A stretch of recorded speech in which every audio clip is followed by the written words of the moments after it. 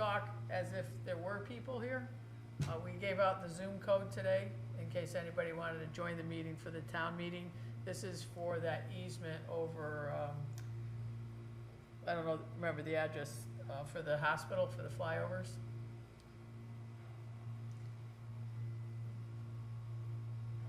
Andy, will we be taking action on after the hearing? Well, it's actually not a hearing, it's a town meeting. Okay, will we be taking action We should be, to approve the easement? yes. Yeah, I'm probably gonna ask you all to certify that you're voters here. Is everyone aware of the helicopter? Yeah, so Bob, what I'm probably gonna do is just ask for a quick, as we open the town meeting, ask for a quick review of what it is that the easement is for. You do that, then I'd ask for any questions or any public people. It's 7.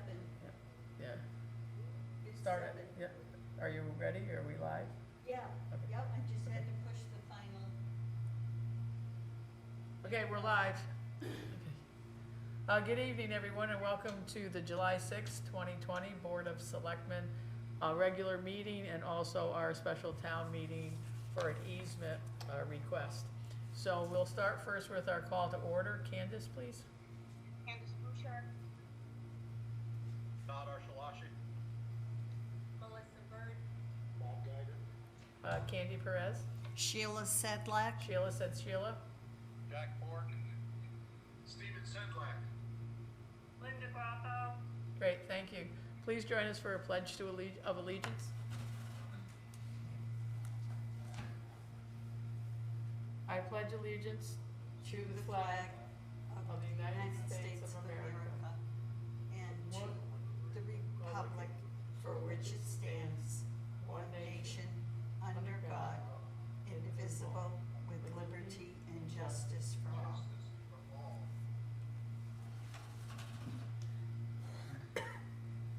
Okay, so right now, we are going to, our item 3 is to adjourn to a special town meeting, and this is for 80 South Main Street, an easement request, which is mostly for helicopter landings and air type easement. So Bob, could you just give us a quick review of it? Yes, this is for the hospital construction. This is going to be for a new helicopter landing pad, which will come in over the cemetery. The easement is basically to allow the maintenance for anything above 40 feet, any trees to go above 40 feet. We trim and maintain that easement per the regulations from the FAA. It's pretty straightforward. No compromise coming over any private property or any cemetery when it's to land and take off. So that's basically it. So, as this is a town meeting, usually at a town meeting, if any of the public wanted to speak, so I'm just gonna show the public a phone number to call in on 860-738-6958 if you're watching at home and you wanted to talk about this easement request that we have to vote on. The public is able to comment and to vote on this if you wanted to call 738-6958. We also, for the record, published the Zoom code to this meeting for this purpose of this special town meeting for the easement request. So I'm just gonna wait just a minute. So again, if you wanted to call in, you'd have this number here, 860-738-6958, or the Zoom codes were put on our town website today, and this is for the easement request adjacent to 80 South Main Street, rear portion of 85 Rowley Street.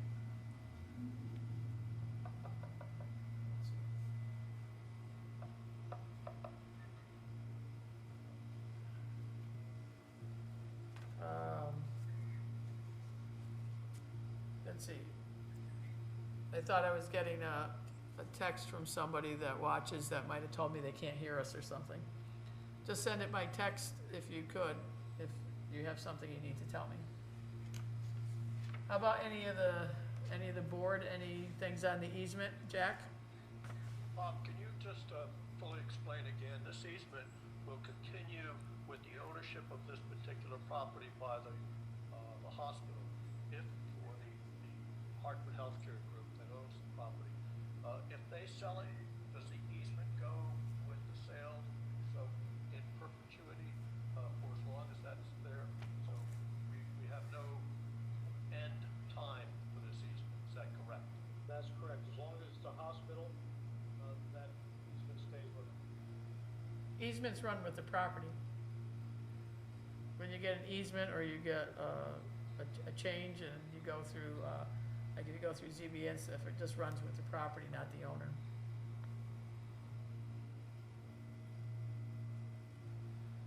Okay, I'm not getting anything from outside to tell me that they can't hear us. Nobody's called in about this easement. So I'd just like to ask all the selectmen, are you all certified voters? Yes. Yes, we're all certified, otherwise you wouldn't be sitting on the board. Bob, Shaw, and Bruce, you cannot vote, I'm sorry. So, may I have a motion to approve the easement? Thank you, Steve. Is there a second? I move we approve the easement request adjacent to South Main Street, parentheses, rear portion of 85 Rowley Street. Okay, thank you. Melissa, I saw your hand up for the second. Any other discussion? Hearing none, all in favor? Unanimous, 7 votes, Sheila? There's no opposed, as everybody's hand was up. Okay, so that easement moves forward. Next up on our agenda is the agenda review. Oops, just got a text. Bob, they can't hear you very well, so when you speak, just remember to. Okay. Okay. So agenda review. Anybody have anything for the agenda? Seeing none, may we have approval of minutes of our regular meeting on June 15th? May I have a motion? Thank you, Todd. Is there a second? Thank you, Linda. Any additions, corrections for Sheila? Candace? Sheila, on the approval of the minutes, it's on the first page, item B, where it says that I requested a comprehensive written report from Public Works on the status of capital, it should insert capital improvement projects of roads, sidewalks, and bridges. So I wanted all capital improvement projects. So you want the words capital improvement projects in the minutes ahead of where it said sidewalk and roads? Right, after the word status, right. After the word status. Okay. Got that? Yep. Because Sheila's not on the computer, she's just listening to it through mine or the TV screen. Anything else? Okay. If not, all in favor, please? And all, 7-0, unanimous, thank you. Next up is the town manager's report. So, Mr. Geiger? Okay, I think I rearranged this, hopefully one can hear me quite a bit better. Talked about last week, June 22nd, June 28th, on the Monday with Public Works regarding the Pratt Street repairs. We've only been working on that for about 12 years. It's embarrassing to say that everything we've gone through legally to try to get that job done required easement and the property owner's permission, who have refused to do so. So we think we're underway now and have an agreement. I also met with Elgin regarding the lighting, so it was postponed. They are reopening now. I also met with Mr. Jones again later in the day regarding personnel issues. There are some road plans as we are progressing. We're trying to work toward a sort of temporary fix on the Holbert Avenue, which is going out for some bids now. Not the permanent job, it's just going to be interim improvement. Following year.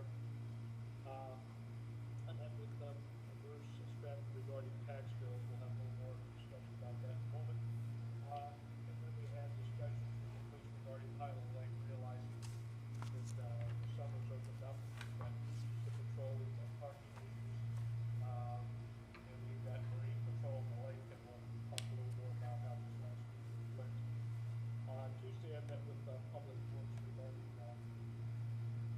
personnel planning and job assessments, as we're talking about that young field of buildings we're really hoping we're about to do shortly.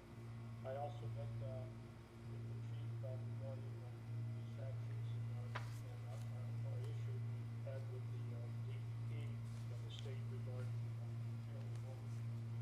That part of the last day of the lake continues to be a problem. We have not got a permanent resolution, although the state is beginning to work with us a little more openly. On Wednesday, I met with the fire chief regarding personnel issues and typically so we are in the process of making an offer for a full-time fire chief. We'll fill you in that a little more later. Thursday, we had a food pickup in Thornton. I don't know if everyone's aware that the process by get food donations. We pick up approximately 100 boxes. Each box is about, say, 25, 30 pounds. It takes quite a bit of room. I can only get about 20 in my pickup truck to give you an idea how large we are. We pick this up in the college parking lot where they distribute personnel who are people, citizens who are looking for food and can't afford it. Also met with the Public Works and the fire department regarding the bridge closings that you may have seen. We've had a couple of bridges closed right now. The state is working on improving the traffic lights and putting new smart traffic lights. You've seen the intersections. Right now the first one's almost complete at Bridge and Main. The next one's going to be on up the next bridge coming up. They'll be starting that next week, and then we're also doing one on North Main and Wetmore Avenue. So the state's doing all that work at their cost, and it's rather extensive. So hopefully you won't have to sit at a red light and wait forever for it to change, even though there's no traffic coming.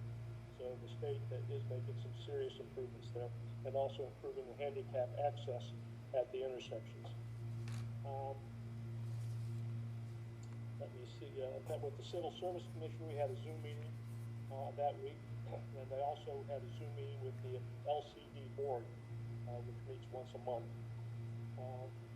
I did meet with some of the residents Sunday, that following week, regarding updates and also improvements to the Soldiers Monument. There's a few people would like to see the public access opened up down to, I guess, Jack, is that High? Is that on High Street, or, yeah, I think it goes down to High. Hillside. Hillside, down to Hillside. So Down to Main Street. Hillside down to Main. I brought that up with the commission, and they've got their hands full right now replacing the rest of the windows, but I know that'll be on their agenda, but maybe not the top priority yet. This week, on that Monday, the week of July 29th through July the 5th, there was an error in our tax bill that went out. Hillary was very concerned about that, quite upset about it. As much as we proofread, we did make an error, and that's been corrected as new bills went out. It's interesting that most residents that come pay their taxes hadn't even noticed it, really, but nonetheless, it has been corrected. And I think Hillary does an excellent job in collecting taxes, and she's very picky about these things, and she was quite upset that it occurred. But it's all been remedied. I also did a site visit up to Soldiers Monument just to make sure that in preparation for this last weekend, trying to make sure the road was cleared and the brush was all cut. I encourage those of you who haven't been to Soldiers Monument to take a look. It's really looking good. As soon as the windows are in, will be the next major improvement. I tend to take the coffee break up in the mornings, have a coffee and a donut, and it's really quite a pleasant place to visit on occasion. I also met with some residents regarding Taylor Brook and the lake issues. Those are going to continue to be issues up at that part of the lake. We're working with the state. There's a lot of controversy going on. The state owns that area. People use it for picnicking, and also coming from the street side, and then from the lake side, a lot of boats gather up there. It's a shallow portion of the lake. Obviously, if you live at the lake, it's not a pleasant experience for you if you happen to live in that section of the lake. It's not a pleasant experience for any of us because it's not set up to be a public park. There are no restrooms there. There are no trash facilities there. So So we're working on that to try to make some improvements in cooperation with the state. Tuesday, I met with the fire chief regarding the chief replacement again, as we're trying to make sure we got all the i's dotted and the t's crossed before we present to the selectmen. I also met with the land use staff regarding blighted property updates, and I met with several residents regarding neighborhood issues. I think that's part of what we do every week. I think particularly during this COVID crisis right now, people are spending more time at home thinking about other issues and noticing things that they'd like to see improved in their neighborhoods. I did meet with the mayor regarding updates, which I do weekly. I also met with Community Health and Wellness regarding testing for COVID in East End Park. They had a pop-up test on Wednesday. That Wednesday of that week, they had 82 residents showed up. They were open from 9:30 to 12. It was at no cost. We're pleased to say that all 82 tested negative. We'll probably do that again on the 15th. Let me see. The 15th, the 29th. I think we're going to do it again. We're trying to provide as much testing as possible. That's with Community Health and Wellness. The week prior to that, Hartford Healthcare had set up some testing as well over the old bank behind Town Hall. Thursday, I met with our attorney regarding our senior apartments. As you know, you may not know, we have 4 different apartment complexes back there, all for seniors age 55 and older. It's really one large complex divided into 4 different groups. Anyway, as we progress each year, the financing arrangements change. We're working on bringing that up to date. I also met with the library regarding their opening issues. The library's been extremely busy through all this COVID process. Our demand for library cards has increased significantly, and for books to go, which we've got to grab, and if you can call in, request the books you want, then we issue them outside on a table set up underneath the gazebo we have there. So it's been quite successful and very busy. We're getting ready. We just started a soft opening this week with masks and social spacing. So it seems to be going well so far.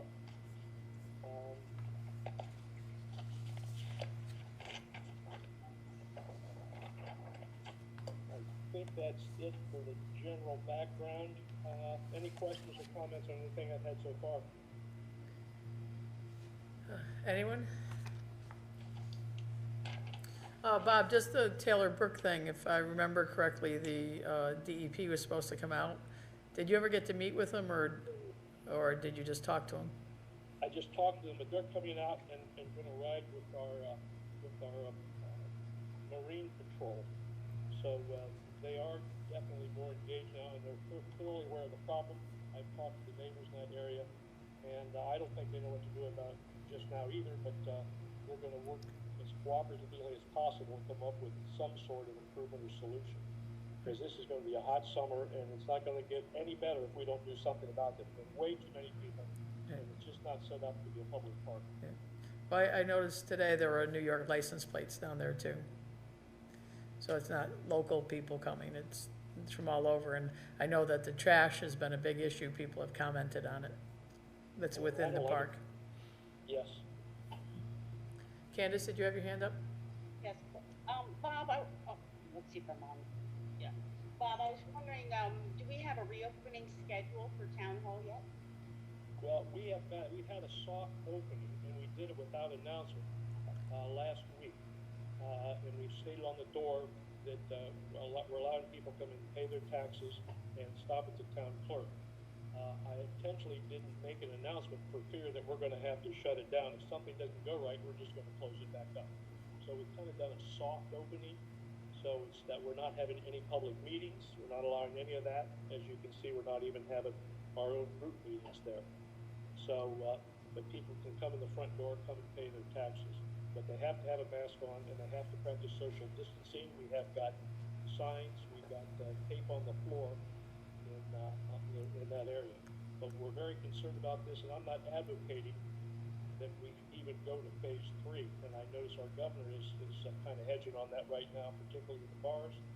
Because all I can say is we've done a soft opening because of the, both Torrington and us have done that. Some of the smaller towns have not. We've got so many people. There's so much business to conduct. If we can do it, and follow the CCD rules and our governor's request, we try to do that. But if anything doesn't go well, or people refuse to comply, we're just going to shut it back down. Well, our last meeting, we discussed that we were going to have open Board of Selectmen's meeting on the 20th. So when are you going to provide further updates? I spoke with the mayor today. I don't think that's a good idea yet. I think it's too early. I'm proposing we wait for another session first.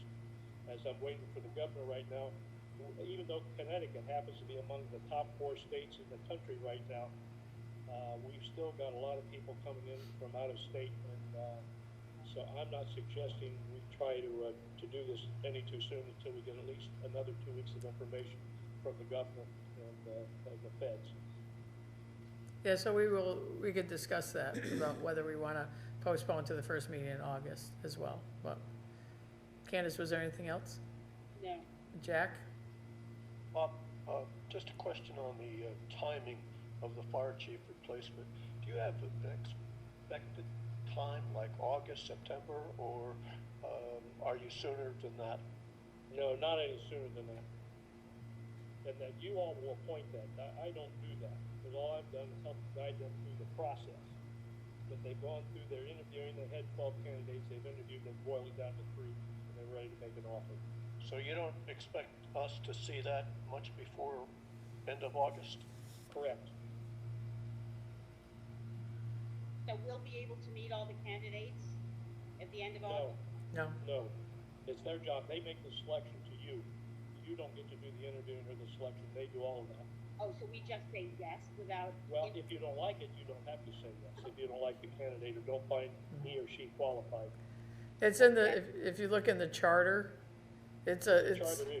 it's kind of like a system that makes you go, makes you wonder what it is we actually do, because it says that the fire company brings the candidate to us, and then the board appoints that candidate. And it's always been past practice that the name comes forward and we appoint that person. Now this year with the full-time chief, it was kind of marrying the interviewing process with the fire company doing all of that and then sending a name to us. Same way, I have no role in that either. Bob, are we going to get any information on the social worker yet? No, well, we're still waiting on a response. In the meantime, we've run an ad, or running an ad. Yeah, I talked to Lori this morning about that and Bob last week. Yeah. So we're running an ad instead of the person that you wanted to... We're gonna do both. So if she gets free in time, fine. If not, then we're still gonna run an ad. We're doing a plan B along with it. All right. Anything else from anyone? Okay, if you have any other questions, obviously Bob's not going anywhere. And Bruce, while we're here with you, I know you don't have a report tonight or anything, but tax bills are all out and you'll be able to give us a status of like how the tax payments come in, right? Yes, at the next meeting, during my normal monthly report. Okay. So our next item is citizens' comments. Again, the phone number is 860-738-6958. If you'd like to make a citizen's comment, there's 3 minutes.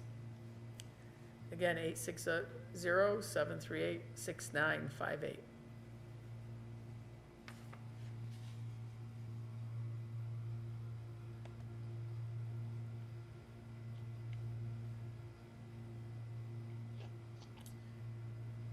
Number 8 is correspondence. One of the things I'd like to just a quick bit about under correspondence is, I believe you all got the petition that I got about the solar panel, the solar project. And Bob, could you just comment on that again, that it's the sitting council's decision in Connecticut, that the Board of Selectmen makes no decision on this, planning and zoning made no decision on this, and it will go through the siting council and that perhaps the petition should be sent to that council? Okay, let me explain as I understand the process. I was kind of unaware of the siting council's authority in our state here. I find it quite objectionable, quite frankly. The siting council makes final approval of whether any energy product, any energy project can be approved, whether it's solar, wind turbine, or any other method of electric production for the state. So when the request came in, we spoke with the principals involved, and then the next week I hired what I consider to be the best environmental attorneys in the state of Connecticut, Carmody Law, who have specialist attorneys who are also have got master's degree in environmental science as well as law degrees, and I hired them to review this project. They are specialists in understanding how the siting council works and the requirements and regulations that they have. So they also hired an environmentalist who came and surveyed the site.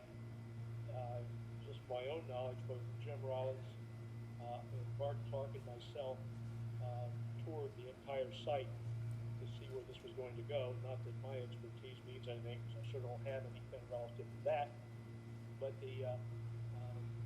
our attorneys went back with 65 questions to the people that intend to install this project, and they were required to answer all of them to our satisfaction.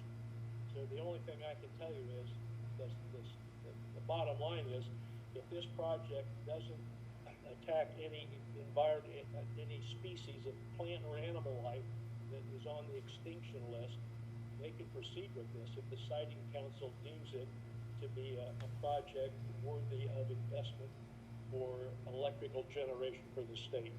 So this project is approximately 100 acres.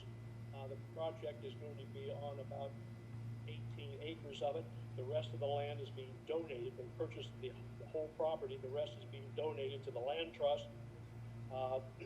You cannot see this project visibly from anywhere around that we could notice. They have to comply with all the environmental rules and regulations, and as well as the 20-year lifespan. The conclusion of this project in 20 years has to have a plan in order to remove it and pay the cost of doing so in compliance with all state standards. They also have to maintain the property, the one road that leads to it, and the general care and maintenance of the particular property. So all I can tell you is we hired the best attorneys, and the siting council determines this. I don't, you don't. It's up to the siting council. There are currently 11 projects in the state underway, and they have met and approved all of them, and we'll give each project a final answer and final approval.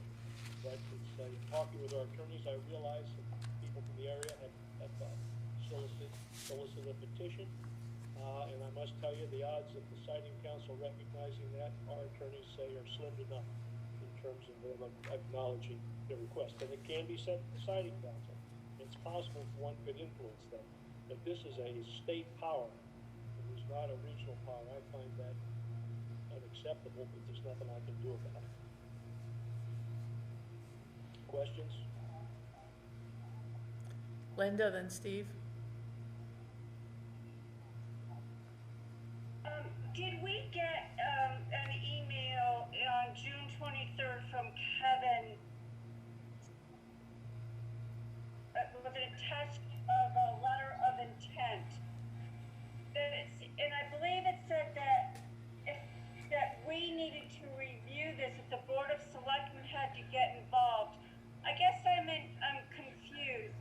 If we have no authority or no say, why do we have to get involved with this letter of intent? It's because what you're talking about is that when they put in the solar panels, they have to offer to the town the ability to buy electricity credits, which will save the town money in our electricity bills by net metering. So Bob has talked to this company about if we wish to buy the net metering credits as the town of Winchester and save, what, is it $50,000 or something like that? 50,000 a year 50. approximately, but, you know, I haven't nailed them down to that, and electricity prices vary. But the siting council requires the project to offer to the state, offer to the town or the community some form of tax credit, or credit for against our electric bill. So in that sense, it's a good thing, but nonetheless, it is a letter of intent. Well, I've asked for the final, it's a contract, so any contract has to be approved by the selectmen. So far, we haven't received that they sent a letter of intent, which I think is a waste of time, because it's not a contract. I want to see the final contract to present to you. And both Bruce and I will go over the financial implications of that so you understand. But it doesn't cost us any money, but we receive a credit for this. Okay. And the other thing that happens is if we turned it down, they would sell those net metering credits to any town in Connecticut. And the other towns could save the money. Like if we didn't do it, the other towns would buy the net metering credits. They would get the credits, they would save the money on their electricity. I think the issue is that we weren't given any explanation of what the information was containing. So that's why Linda's asking the question, you know, if we were given a little bit more information, then we would have known that something else was forthcoming. Yeah, there was no attachment. But we don't have the attachment to attach yet. So Okay. that'll be at the next meeting. Okay. We're trying to get the information. I wish I could give you more information than that, but the siting council controlled this, not us. Okay. Steve, you had a question? I realize we're dealing with a state agency here with the siting council.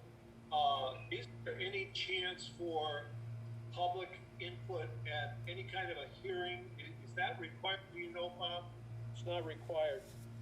But the sitting Not council, required. but the sitting council does take comments. We have had citizens in the region, because this was publicized in the newspaper what was going on, and I certainly haven't been hiding it. And so people have called the siting council, made requests, and I've had them in direct contact with our attorney and asked them to provide letters, which we've had. So the siting council, I realize that this was also reviewed by the Planning and Zoning Commission a couple of months ago. Correct. And I also realize that even though the siting council might approve the project, the company might back out. There's no guarantee that the project goes ahead, although, you know, most likely it will. Yeah, usually these companies, the company that's doing this has done several of these projects. They know what they're doing. And the siting council is aware of that. But I find it appalling that we as residents don't get to approve this.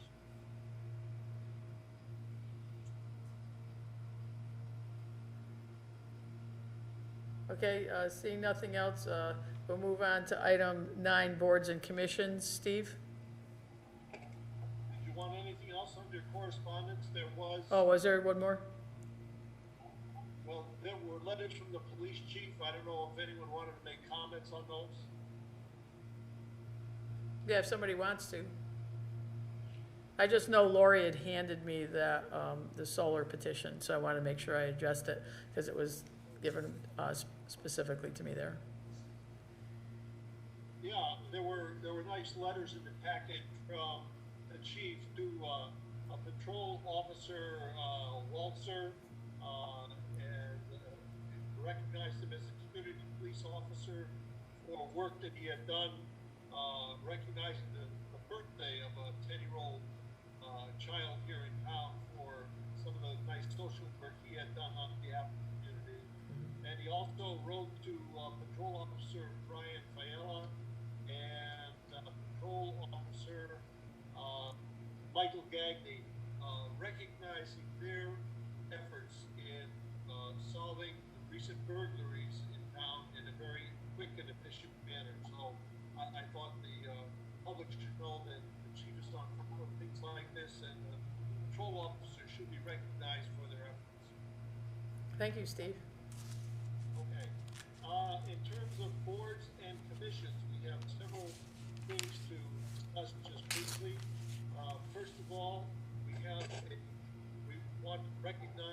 resignation of Chris Kiley from the Inland Wetlands and Water Courses Commission, so we will have a vacancy there. We want to remove Connor Wright from the consideration on EDC at his request. He's moving out of town, apparently. We want to recognize that the town manager has appointed David Sardarata to the EDC. And we want to move to appoint Aubrey English from the position of alternate to permanent member of CBA at the chairman's request. So I will make that motion to change Aubrey English's status from alternate to permanent member of the CBA. I'll second that. And Steve, just a reminder, that was because of the passing of Neil Hunt, correct? Yes, that was.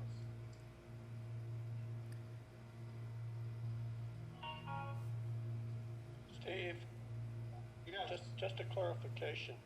There was also an appointment, I think Bob made of the EDC of Laura.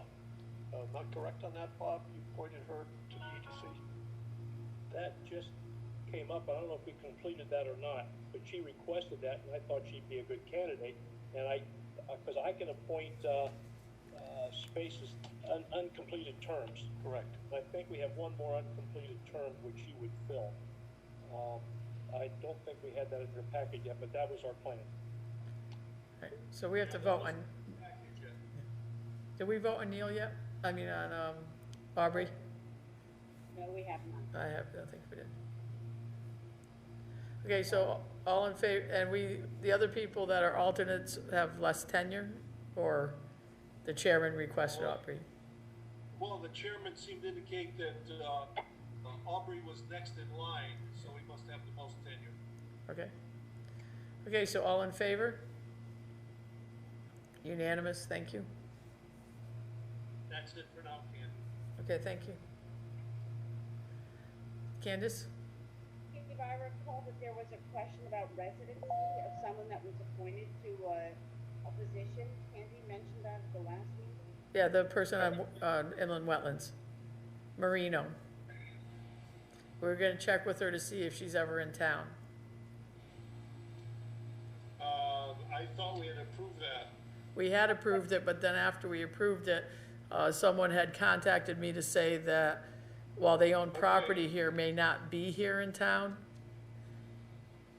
The permanent residence is somewhere else, but they own property here, just like the woman that we appointed that owns the business over on Hollibird. But there was a comment that maybe they aren't here at all, was gonna attend all meetings by audio. And we weren't sure that we wanted wetlands to have that happen all the time. Yeah, we've discussed this several times, and I thought we had put it to bed, but I will check on the residency. Right, and I forgot her first name, but Mrs. Marino asked her if she plans on attending the meetings in person. In person, all right.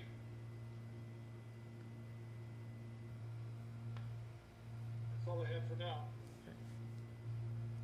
So next up is our, the unfinished business, 10A, about the land swap with a permanent easement at 29 Ridge Street.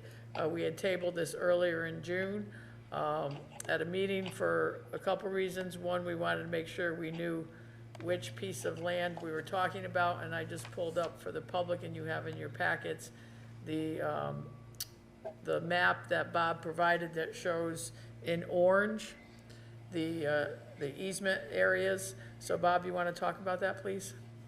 Yes, if you look, it's you can tell by looking on parcel A, it's actually cut in half. So we're taking the first half, and I've highlighted that in orange, to swap the orange piece that you can see over there on Bridge Street. So this allows the resident to enter from the back of his property instead of the front. So we would maintain that easement. So that's all been surveyed, and it's all been done appropriately, we believe, by the surveyor and planning and zoning. Everyone has seen it. but, so it's just one half of the, it's a small lot, as you can tell by looking at that, at the corner of Maple and Charles. So parcel B is his orange driveway right now, right? Correct. Okay, so we're not taking the orange driveway, we're taking part of the easement alongside Bridge Street? Yes. All right, so basically the orange indicates that his new driveway will be over on parcel A, and then the easement will be along the edge of the entire length of his property on Bridge Street, just for On Bridge clarification. Street, correct. And the other half of parcel A that is on the intersection of Charles and Maple will be for the town, and the town will make improvements to it for ease of fire trucks to get around Yeah, that corner. We have a very difficult corner there, that the fire trucks have difficulty turning that corner. So since we own that piece now, we can cut that corner off and expand the street, expand the radius. So we're gonna continue to keep that parcel. So the step we are on, I'm trying to get to that, if we have that in our packet. Yeah. Does anybody have that up right now, or do I need to keep, here we are. We're on step 3. If we're gonna give an easement, we're gonna go to step 5, so that we're gonna have a meeting not less than 30 days or 45 days to act on the proposal if we move this forward. So does anybody have any questions for Bob at this time? Candace? Does is the owner of the property allowed to use the old parking area, or is that gonna be closed off and now they're just gonna use the new area? It'll be a new area. You won't have the old area to parking. Okay, thank you. I would also suggest an August 17th date at our regular meeting for the town meeting to approve this. So August 17th would be our town meeting if we move this forward.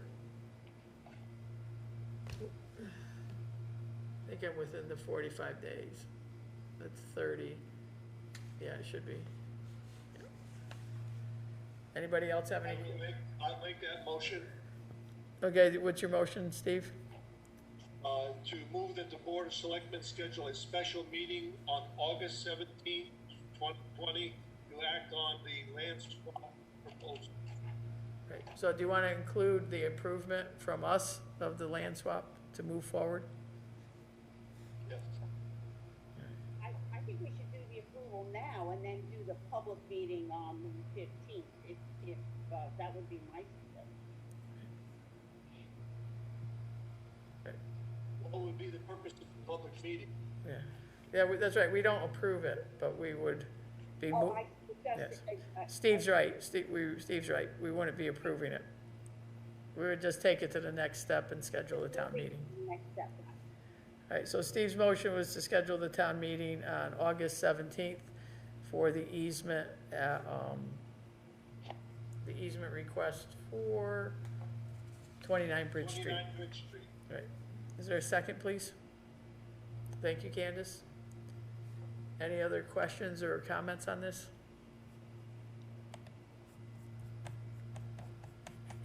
Just 1 second.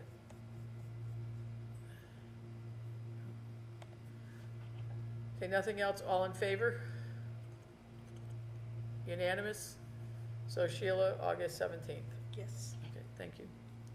Next up is the refunds as recommended by the Collector of Revenues, as we do each and every month. Bob? Yeah, we only have two this month. We have one for $103 for a motor vehicle, and a larger one, $1,644 for a duplicate payment for real estate. So I've recommended you approve the refunds of $1,748.55 as recommended by the tax collector. Somebody want to make a motion to approve that? Thank you, Jack. Who's a second? Melissa, thank you. Any questions on it? As this is what we do every month. If not, all in favor? Unanimous, thank you.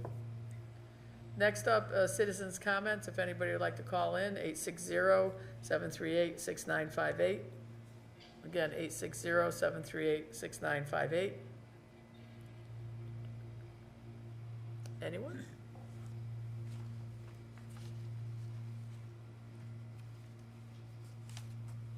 Okay, if not, we move to the last item on our agenda, Selectmen's comments and reports. Anyone?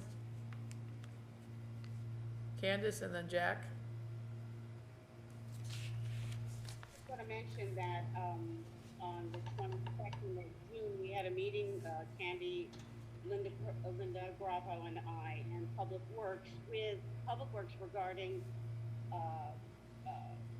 additional information on the progress of the Greenway.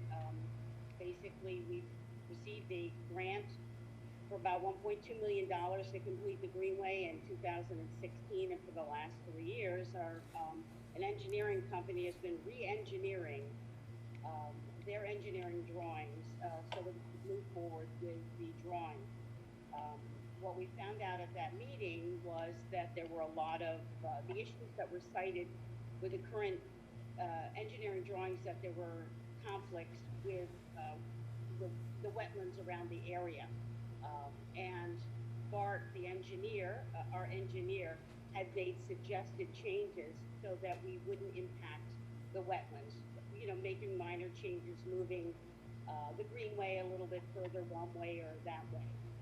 At that time, we were also informed that no easements had been attained to complete the project. But what they also informed us about, which was on the 15th, that they had sent a letter to the engineering company requesting what the cost would be to make these actual engineering drawings, revisions, and how long it would take. And they gave them a 2-week deadline, which we were very happy to hear about.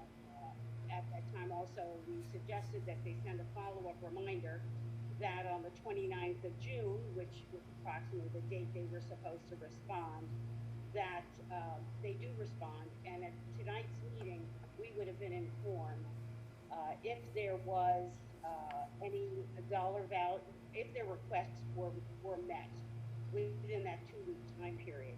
And I'm wondering from the town manager if you have any information, if Public Works has received any response to their letter of over 2 weeks ago. I do. They came back telling us the approximate cost to complete this project, given the specifications that are cited, far and away exceeds the amount of money we were given. So we've asked them, they wanted $72,000 to complete the rest of the drawing so we could go out to bid. I'm not satisfied with that. I met with Bart and Jim this morning and said, from what I can tell, given the amount of money we have, we can complete probably half of that Greenway. And so I suggested their $72,000 should be reduced to $35,000 so we can complete the project at least from where it ends right now up to just past DMV. There's not enough money in that project, the grant, to continue this all the way up to the last, to the cemetery. So that's what I'm proposing to do. So they're going back and talking to the engineering firm to see if they can complete the bid package at $35,000 so we can go out and bid for the maximum amount of money we have left in that grant. Is there any way, and this is, I know, an off-the-wall question, is there any way we can contract with the Torrington Engineering Department to do work on this for us going forward? As we discussed, you know, potentially in tandem with going part of the way, completing the project part of the way, to have another organization complete the engineering drawings at the same time so we can move forward to the project. That's a possibility if Torrington would allow that. Well, I asked Bart to explore that, and we believe the cost to switch over would be more than the $35,000 to complete what we've got, or the $72,000 to complete the whole thing. But regardless of what the cost is to complete it engineering-wise, it still leaves us with the cost to complete the project after the engineers are finished. There's just not enough money in there to do that. Oh, no, so, I understand we would have to get another grant or something else, obviously. But right now, to switch for the last $35,000, it costs us way more than that to employ a different engineering firm, whether it's Torrington was willing to do that. Their engineering firm is not going to do it. No, I meant for the portion that's not to modify the the balance of it, that we wouldn't Well, be. the balance of it will go, the balance of it will be another whole new ballgame. By the time we apply for another grant, we're probably gonna have to get another engineering firm anyway. I would not use this engineering firm again for anything going forward, quite frankly. How much have we paid them so far, exclusive of so far? I don't know the total, but it's close to probably between 250 and 3, probably. I'd like to know, We'll get you the final on that. at some but other point, yeah, exactly. We'll get the final, but this is the last time they're gonna use it while I'm here. Okay, thank you very much. Jack, did you have your hand up? Thank you. I just want to, first of all, thank the about 15 or so residents who came out on July 4th, Saturday, and had a reading of the Declaration of Independence. It was a hot afternoon, 3 o'clock in the afternoon, but the reading was socially distanced, and everybody seemed to be pretty enthusiastic about the fact that we as a commission, Soldiers Monument Commission, had this kind of a responsibility to have that. And again, Bruce, I think that all goes back to you, who suggested that last year, and it turned out again this year to be a good thing. Didn't have quite as many people this year because of COVID-19, but we did have a nice enough turnout and was able to read through the entire document. So thank you again for that, Bruce. I would like to add some additional information, and possibly just making this as a statement. During our last Board of Selectmen's meeting on June 15th, I had asked to have the discussion of a letter that we received from the W.L. Gilbert Trust Corporation placed on the agenda in order to raise the question of whether we as a board and as a town possibly should be taking higher road in resolving the issues that have lingered for more than 30 years in this relationship between the town and Gilbert School. Unfortunately, my efforts to raise that level of objectivity and discourse didn't turn out that way during the meeting, and instead of a conversation about how we might be better able to find solutions to work together, the comments from the mayor took a we versus they direction. Over the course of the past few years, I have talked with various members of the W.L. Gilbert Trust Corporation about trying to see its relationship with the town in a different way. I have also asked members of the Trust Corporation, our town manager, some members of the Board of Selectmen, and the Winchester Board of Education to seek higher grounds of discussion and eliminate the we versus they attitude in seeking some kind of a resolution. Over these years, I have also offered suggestions on how we might be able to begin to create a more unified and comprehensive relationship. But nothing has changed, and the adversarial relationship continues.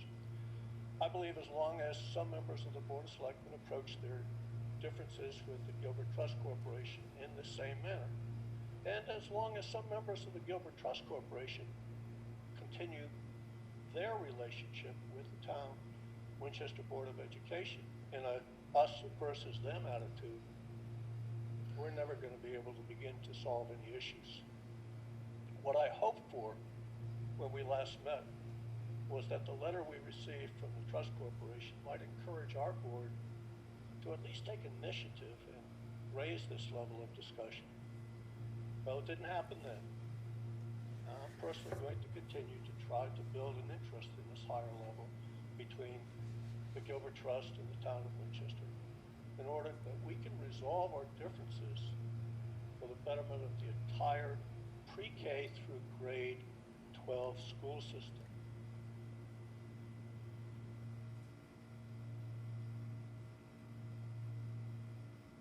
Got it? That's my statement. Okay. Melissa? All right, Jack, I just, I'm not understanding, where we are with this again. I mean, I don't wanna drag this out endlessly, but, I feel like we've had the comments for the last couple meetings. I think we're all here. I'm not sure what we're re-going over right now.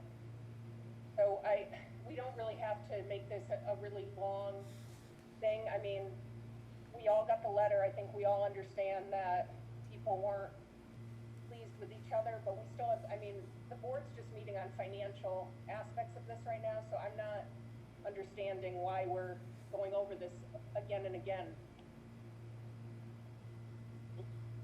Melissa, my feelings have always been that we need to raise this level away from a we versus they. And as long as we continue both sides, they have people on their side who feel the same way. We will always be able to be in a situation where we're going to have issues when it comes to budgeting. I'm just looking for a way to raise this to a higher level, and that's what I'm trying to strive for. Okay. I agree. I mean, I think we should all have civilized discourse. I don't think it is necessarily a we versus them. I mean, I think that there are budgetary things that are, you know, systemic, and that probably will continue, but I think that for the most part, we have run things in a civilized manner, and I don't think anybody is against having a town high school or any of that. So I think that those meetings do tend, since I've sat on the board, do become contentious, sometimes towards the selectmen, sometimes towards the board. But what I've always understood is that the Board of Education deal with that aspect of it, and we deal with the financial aspect of it. And I think we've got it. But I understand that you'd like to see a civility in that, or if you're reiterating that, I get it. But I think we're there with that. I don't know. I'm just not getting. The letter came out. We've talked about it for a couple meetings, so we can continue to do so, I suppose. But okay. Thank you. I just wanted to clarify. I do have a response. I'm just not going to state it now. I will bring it to an August meeting. And the response is going to go towards the structure of the issue.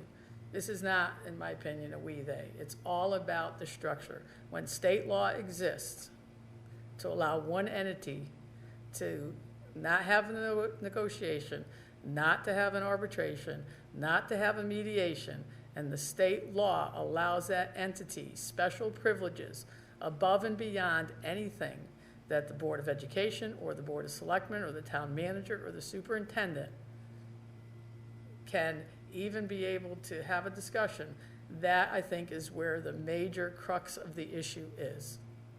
Okay, I don't disagree with that, but I think we could also work towards changing the laws that are in existence that make this uncomfortable for all of us. Correct, and those things have tried and have had tried to have been changed by the State Board of Education, by our Board of Education, and they meet with resistance of lobbyists from the three entities in this state that preclude it. So until the state law changes that particular advantage and that was used, and until we address that, which is what I will bring forward in August. And the board will be able to vote on my proposal. Will we see that ahead of the meeting, or are you going to present it at the meeting for a vote? Well, I could do it like we just did now at first, and then for a vote.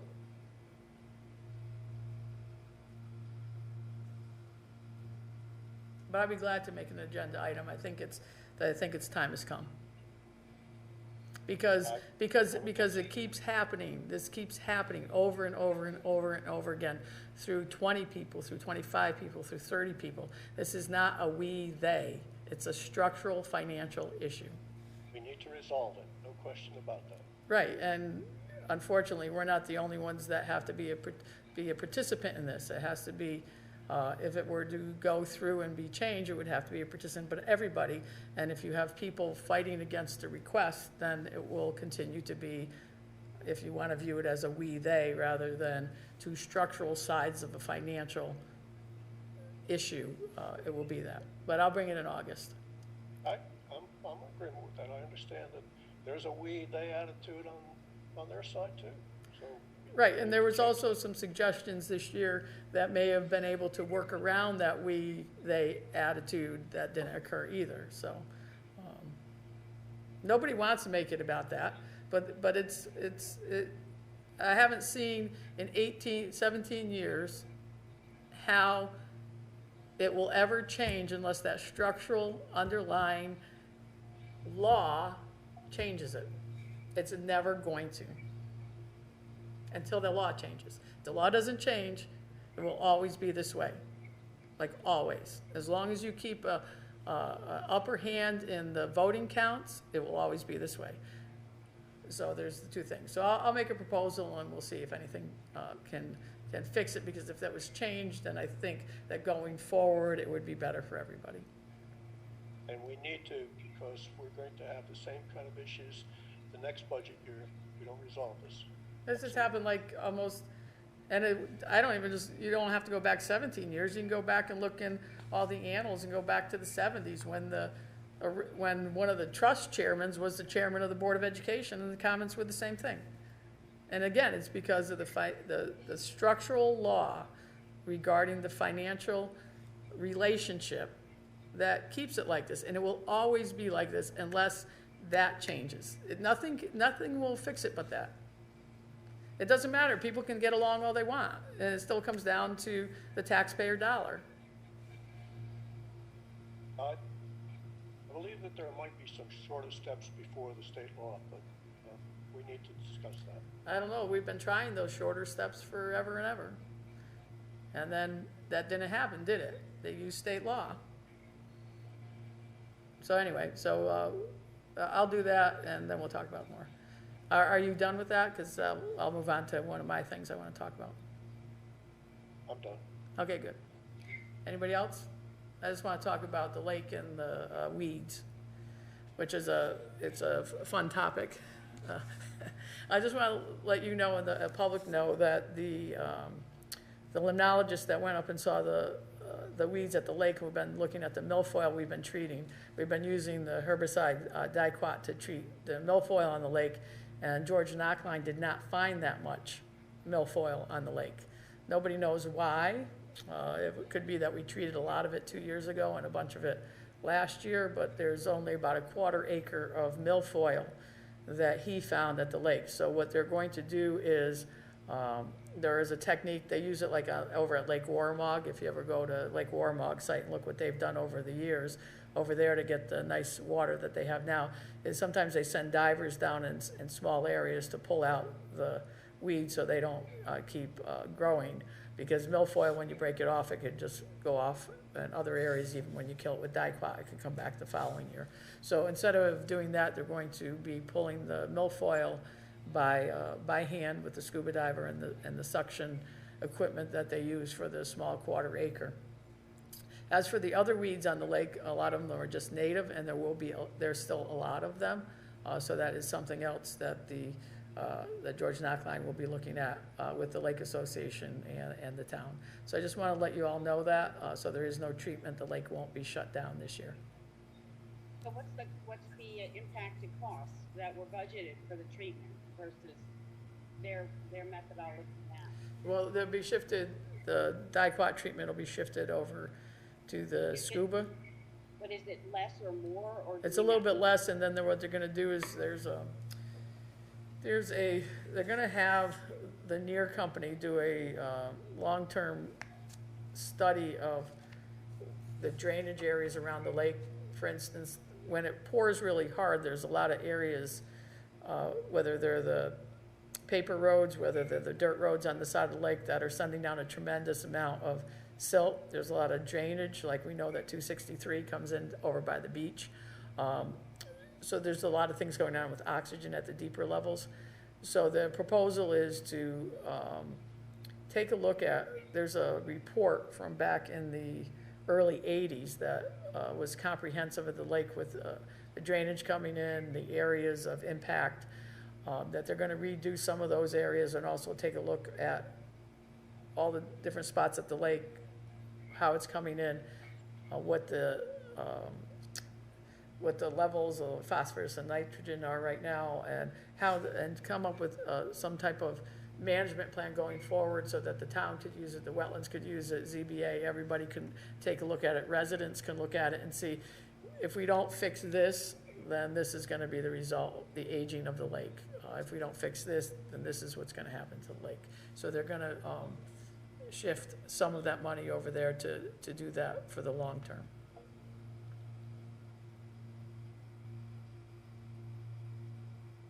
Anything else on that? Okay, anybody else have anything? Okay, last thing, do we want to meet in person or by Zoom on the next July meeting and start on the beginning of August, or how do you all want to do this?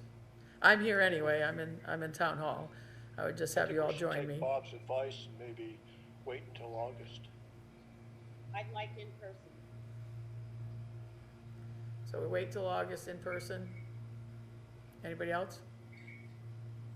I'd rather do in person sooner rather than later, so that would be my vote. How many of you would be comfortable coming in? I'm comfortable coming in. Who's uncomfortable coming in? Jack, Linda? Melissa, Steve, what do you think? I'm ambivalent, but I would definitely follow the guidelines of whatever's happening, like if things change. I mean, I'm happy to go in, All right. Steve? but I wouldn't make anyone go You know, in. I would come in, you know, with mask, with distancing, with disinfectant. I would do that. Well, what I think we could do, I think we could do two things here. I think we could, if there's a board member that doesn't want to come in and is uncomfortable, I think we can continue with Zoom. I would just put the computer out in front of me on the desk, and you could join us by Zoom, and the in-person people can come in, and we would be here. If there's less of us here, we could obviously spread out at the table more. Would you all be comfortable with that? Yes. Yeah. Because we have fancy equipment now that we could use the camera in the room and have a split screen of the Zoom. So we could do both. So we want to try that? Yes. But if the numbers in Connecticut, if in the time between now and our next meeting, if Connecticut numbers start doing this, then we'll go back to just a full Zoom. Is that fair? Yes. All right. Okay, I'm good with that. Anything else? Okay, Candace? I just want to say that Connecticut Main Street, Paul, who's the CEO of Connecticut Main Street, drove through our Main Street this holiday weekend and took 30 beautiful pictures all over town and posted it on his Facebook page. I'm so very excited about that we actually had the CEO of Connecticut Main Street that actually came to our town. Okay, Steve? Move we adjourn? Thank you, Melissa, for the second. All in favor? Okay, thank you. See you all next time.